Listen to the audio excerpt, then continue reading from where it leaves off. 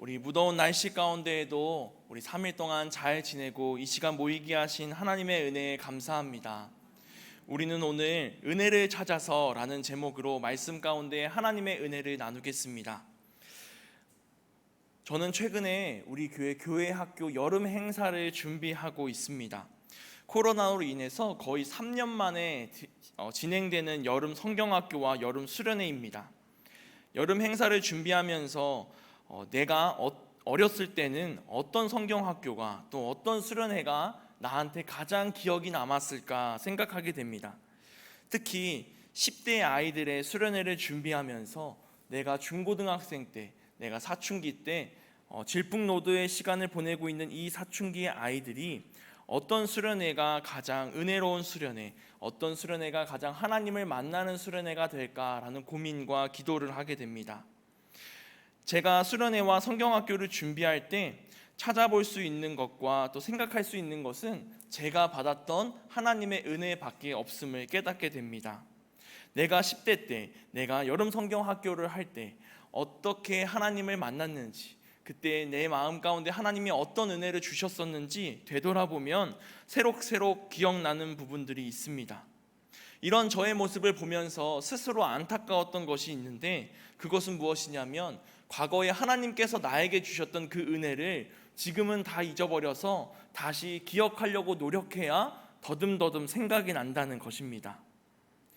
하나님이 주셨던 은혜를 잊지 아니하고 지금까지도 나에게 부어주시는 그 은혜를 내가 잊지 않고 감사하고 그 은혜 속에 살아가야 하는 자녀임에도 불구하고, 내가 어렸을 때, 내가 하나님을 만났을 때, 내가 얼마 전에 하나님이 나에게 은혜를 더해 주셨을 때 그 기억을 잊어버리는 우리의 모습 속에서 우리는 다시금 하나님의 은혜 가운데로 돌아가자라는 생각을 하게 됩니다.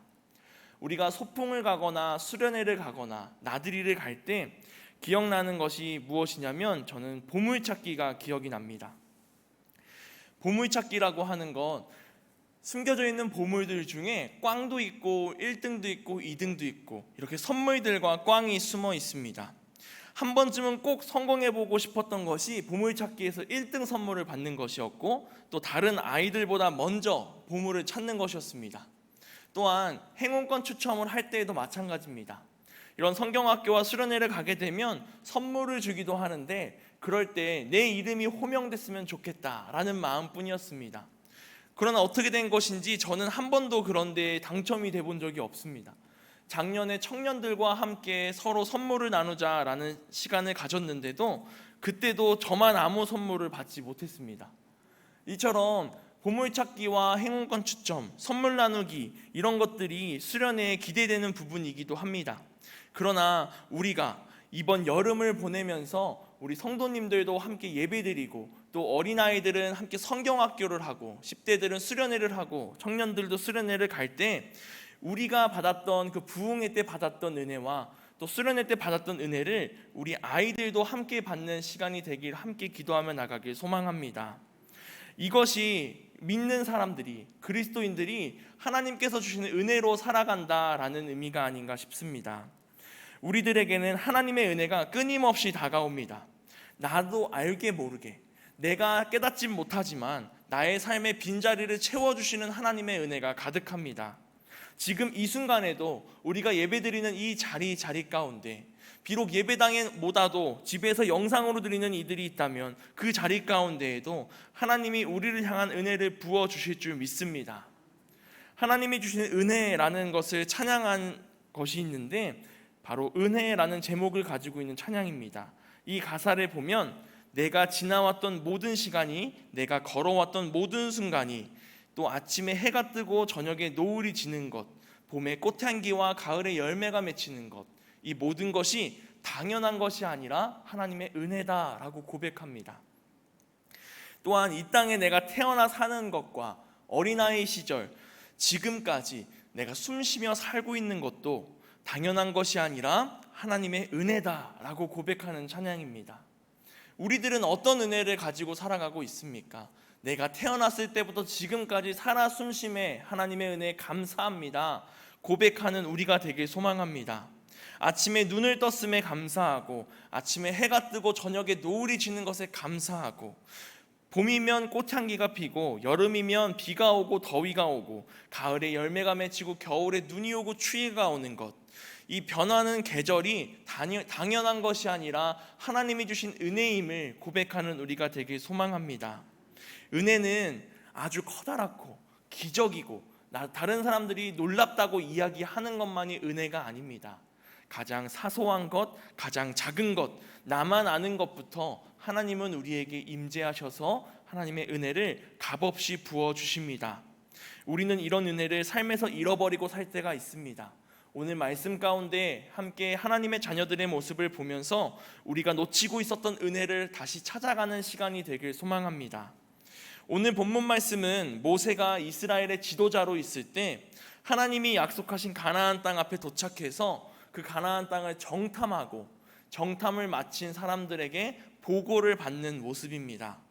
민수기 13장 2절 말씀을 보면 하나님이 모세에게 말씀하셨습니다. 우리 성경책 가운데 민수기 13장 2절을 함께 읽어보겠습니다. 사람을 보내어 내가 이스라엘 자손에게 주는 가나안 땅을 정탐하게 하되 그들의 조상의 가문 각 지파 중에서 지휘관 된 자 한 사람씩 보내라. 아멘. 우리 앞에 화면에 나오지 않아서 당황하셨죠? 네, 우리 성경책을 함께 오늘은 찾으면서 읽어보도록 하겠습니다. 우리 13장 2절에 나와 있는 것처럼 모세는 하나님의 말씀에 순종하여 각 지파 한 사람씩 뽑아서 정탐꾼을 꾸립니다. 근데 그 정탐꾼을 세울 때 하나님의 말씀을 보면 지휘관 된 자 한 사람을 보내라 라고 말씀합니다. 그러니 각 지파를 대표하는 사람들을 뽑아서 보내라는 말씀입니다. 대표하는 사람이라면 가장 믿음이 좋고 또 가장 나이도 있고 가장 판단도 잘하고 지혜가 있는 사람이 지도자일 것입니다. 이렇게 지파를 대표하는 사람들이 모여서 40일 동안 가나안 땅으로 들어가 그 땅을 살펴봅니다. 모세가 가나안 땅에 들어가서 어떻게 살펴보고 오라고 명령하는 부분이 있는데 우리 민수기 13장 17절 말씀입니다. 민수기 13장 17절 말씀 함께 봉독합니다. 모세가 가나안 땅을 정탐하러 그들을 보내며 이르되 너희는 네겝길로 행하여 산지로 올라가서 우리 20절까지 다시 한번 읽어보겠습니다. 그 땅이 어떠한지 정탐하라. 곧 그 땅 거민이 강한지 약한지 많은지 적은지와 그들이 사는 땅이 좋은지 나쁜지와 사는 성읍이 진영인지 산성인지와 토지와 비옥한지 메마른지 나무가 있는지 없는지를 탐지하라. 담대하라. 또 그 땅의 실과를 가져오라 하니 그때는 포도가 처음 익을 즈음이었더라. 아멘. 모세는 이 땅에서 그곳의 거민들, 그곳에 살아가고 있는 사람들이 강한지 약한지 많은지 적은지 또 그 땅은 살기에 좋은지 나쁜지 우리가 싸워서 이길 수 있는지 없는지 그 성읍이 진영인지 산성인지 땅은 비옥한지 나무는 자라는지 곡식은 잘 열리겠는지 살펴보라고 명령합니다. 이 12명의 정탐꾼은 이 같은 명령을 가지고 가나안 땅으로 들어가서 40일을 보냈습니다.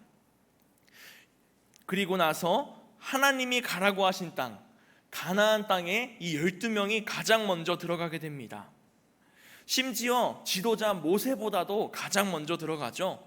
어떻게 보면 이것 또한 이 12명의 정탐꾼이 받은 하나님의 은혜입니다.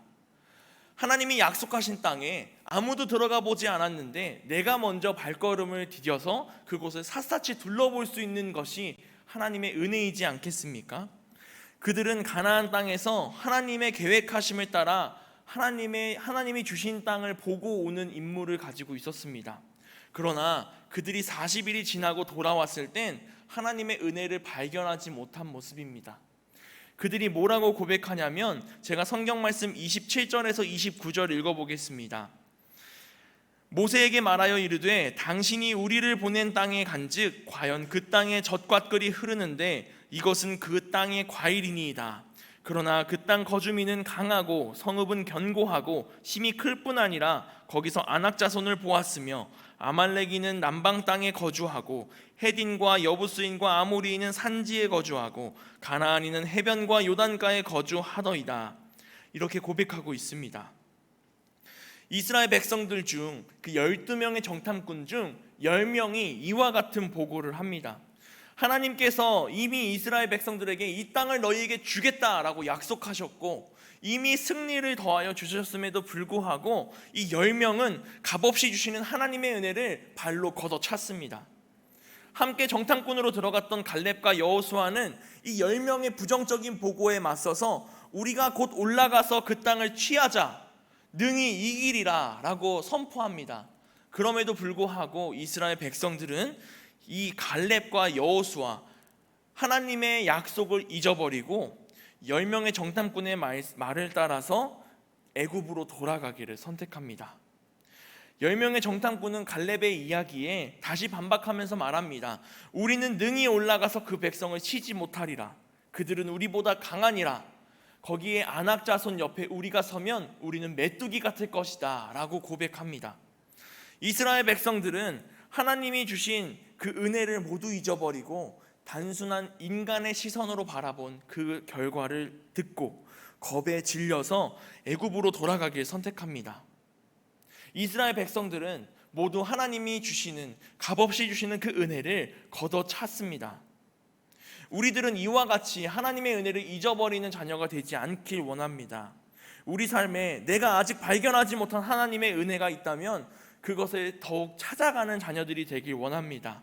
나의 삶에 값없이 부어주시는 하나님의 은혜에 감사하며 하나님의 말씀에 순종하며 살아가는 우리 모두가 되길 소망합니다.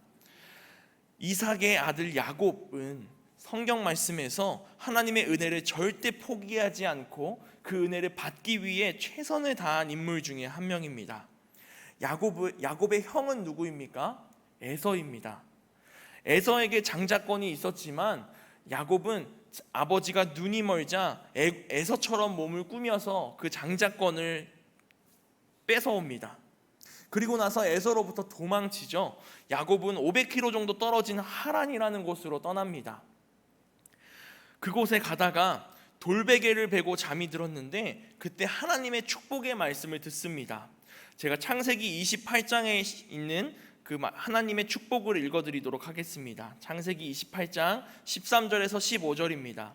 또 본즉 여호와께서 그 위에 서서 이르시되 나는 여호와니 너의 조부 아브라함의 하나님이요 이삭의 하나님이라. 내가 누워있는 땅을 내가 너와 내 자손에게 주리니 내 자손이 땅의 티끌같이 되어 내가 서쪽과 동쪽과 북쪽과 남쪽으로 퍼져 나갈지며 땅의 모든 족속이 너와 내 자손으로 말미암아 복을 받으리라. 내가 너와 함께 있어 내가 어디로 가든지 너를 지키며 너를 이끌어 이 땅으로 돌아오게 할지라. 내가 내게 허락한 것을 다 이루기까지 너를 떠나지 아니하리라 하신지라. 아멘.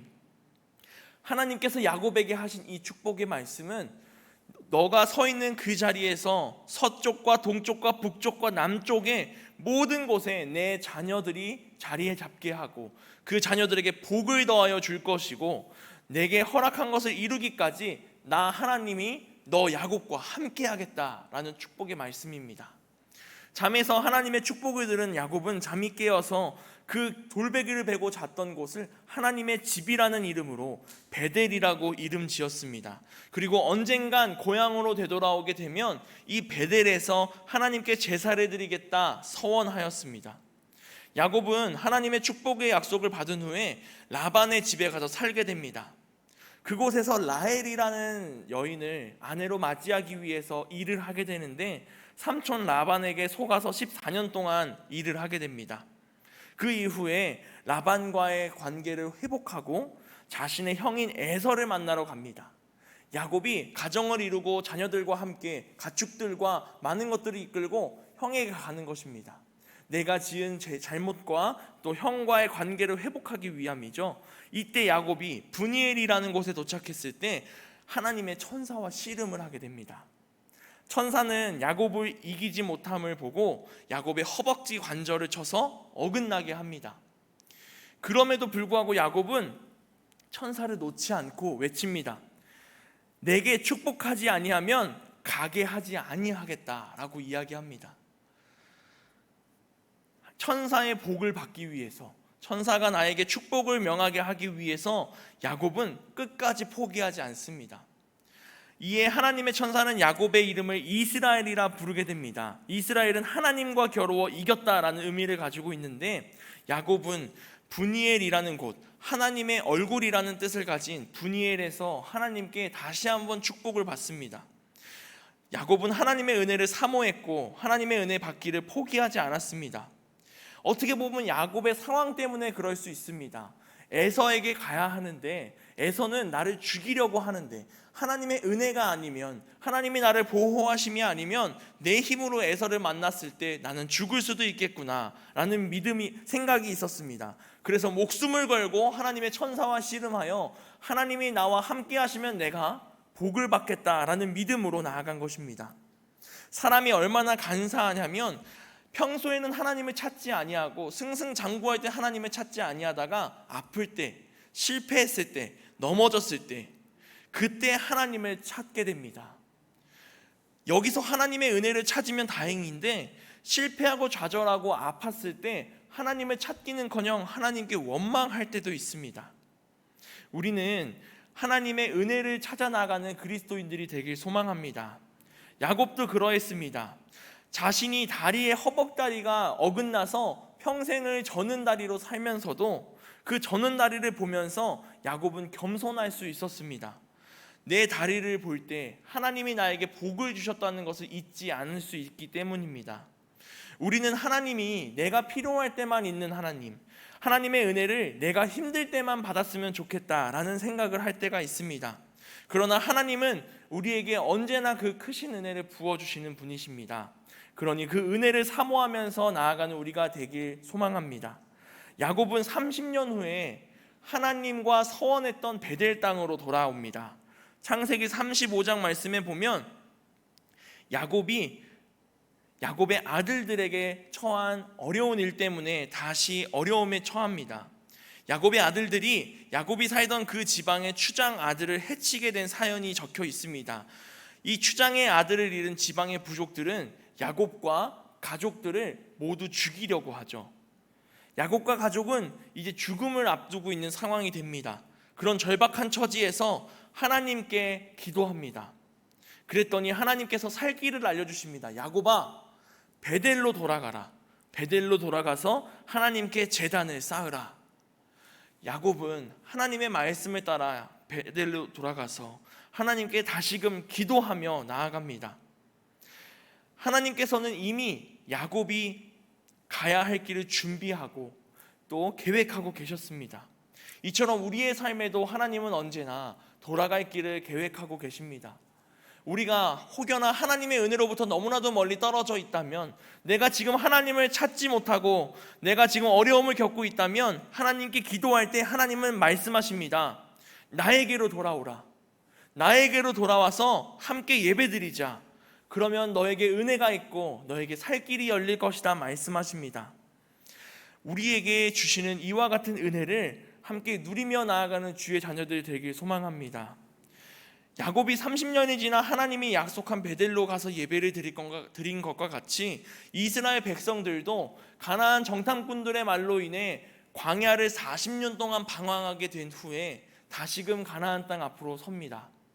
요단강을 사이에 두고 요단강을 건너면 가나안 땅이 나오게 되는 것입니다. 이때 모세는 죽고 여호수아가 이스라엘 백성들을 이끌고 있습니다. 여호수아는 40년 전과 동일하게 정탐꾼을 가나안 땅으로 보내는데 이번엔 2명만 보냅니다. 그리고 40년 전과 다를 것 없이 여전히 가나안 땅 성읍을 여기저기 둘러보고 옵니다. 그 중에 여리고 성에 들어가서 그 안에 하나님이 준비하신 기생 라합의 집에서 그 정탐꾼들이 목숨을 건지기도 합니다. 이처럼 하나님은 가야 할 곳이 아무리 높은 성벽이 쌓여 있을지라도, 아무도 들어가지 못하고 또 승리하지 못한다고 하는 장애물이 있을지라도 우리에게 길을 열어주시고 그 가운데 하나님의 계획을 보여주시는 분이십니다. 이스라엘 백성들 중 정탐꾼들이 여리고성에 들어갔을 때 이미 여리고성의 사람들이 정탐꾼이 들어온 것을 알고 여기저기 찾아다녔습니다. 기생 라합은 자신의 집에 유숙하기 위해 들어온 그 정탐꾼들을 맞아주고 또 숨겨주고 그들에게 도망갈 수 있는 길까지 안내해 줍니다. 그러면서 고백합니다. 나는 너희 이스라엘 백성들과 함께하는 하나님을 알고 있다. 여리고성 백성들은 너희의 하나님을 두려워하고 있다라고 이야기합니다. 하나님이 함께 하시는 곳엔 하나님을 믿는 자들로 채워주시고 동역자들을 세워주시고 그 자리에 하나님의 사람들을 세워주시는 은혜가 우리 가운데 있습니다. 우리 이러한 은혜를 함께 믿으며 나아가는 우리 자녀들이 되길 소망합니다. 하나님이 부어주셨던 한없는 은혜를 잊어버린 이스라엘 백성들과 같이 되지 않고 하나님의 은혜를 기억하고 하나님의 은혜를 나의 자녀들에게도 전하며 나아가는 우리가 되길 소망합니다. 우리 사사기 말씀에 보면 그 세대의 사람도 다 그 조상들에게로 돌아갔고 그 후에 일어난 다른 세대는 여호와를 알지 못하며 여호와께서 이스라엘을 위하여 행하신 일도 알지 못하였더라 기록하고 있습니다. 하나님의 은혜를 잊어버렸던 이스라엘 백성들은 그의 자녀들에게 하나님을 전하지 못하였고 결국 그 자녀들은 하나님을 알지 못하는 다른 세대가 되었습니다. 우리가 하나님의 은혜를 잊어버릴 때 나만 하나님으로부터 떠나는 것이 아니라 나의 자녀들도 나의 가족들도 하나님으로부터 멀어진다는 것을 알고 하나님 가운데 나아가 다른 세대를 키우는 사람이 아니라 다음 세대를 만들어 나가는 우리가 되길 소망합니다. 말씀 시작할 때 이야기한 것처럼 교회학교 아이들이 3년 만에 성경학교와 수련회를 합니다. 누군가는 여름의 일회성으로 끝나는 그 노는 시간이 아니냐라고 생각할 수도 있겠지만 이번 여름 성경학교와 여름 수련회는 우리 아이들이 다시금 하나님 앞으로 나아오고 하나님의 은혜를 경험하고 하나님을 찬양하고 하나님을 예배하는 그 힘이 되는 것을 경험하는 시간이 되길 소망합니다. 영적인 우리 부모들이 우리가 먼저 하나님의 은혜를 잊지 않도록 기도하고 하나님의 은혜에 감사하며 나아가는 믿음의 선배들이 되길 소망합니다. 우리가 하나님을 찬양하고 우리의 입술을 통해 하나님의 말씀이 고백되어질 때 우리 아이들도 하나님을 믿는 아이들이 되는 다음 세대가 되는 은혜를 우리가 경험할 줄 믿습니다. 우리들과 또 우리 아이들이 모두 하나님을 만나고 하나님의 은혜를 체험하고 우리 삶에서 다른 이들에게 하나님을 전하는 축복받은 자녀들이 다 되길 소망합니다. 이제부터 새로운 시작입니다. 야곱이 다리를 절면서 자신의 다리를 보면서 하나님을 기억하듯이 우리에게도 하나님의 은혜를 기억할 수 있는 하나님과 함께함을 기억할 수 있는 그 하루하루가 지나가고 있음을 깨닫고 하나님을 향해 더욱 무릎 꿇고 나아가는 우리가 되길 소망합니다. 내 삶에서 하나님을 찾을 때 하나님의 충만한 은혜가 나의 삶에 가득한 것에 감사하며 기쁨을 누리는 모든 그리스도인들 되길 소망합니다. 기도하겠습니다. 사랑과 은혜가 충만하신 하나님, 주님이 주신 은혜 가운데 우리가 하루하루 살아가게 하시니 감사합니다. 우리에게 주신 하나님의 은혜로 말미암아 우리가 기쁨을 누리는 자녀들 될 수 있도록 인도하여 주시옵소서. 그 은혜를 기억함으로 우리 영적인 자녀들이 다음 세대로 성장할 수 있도록 인도하시고 이번 여름을 통하여 모든 이들이 하나님을 알고 만나고 믿고 하나님을 경험하는 귀한 여름 될 수 있도록 인도하여 주시옵소서. 사랑이 많으신 예수님의 이름으로 기도했습니다. 아멘.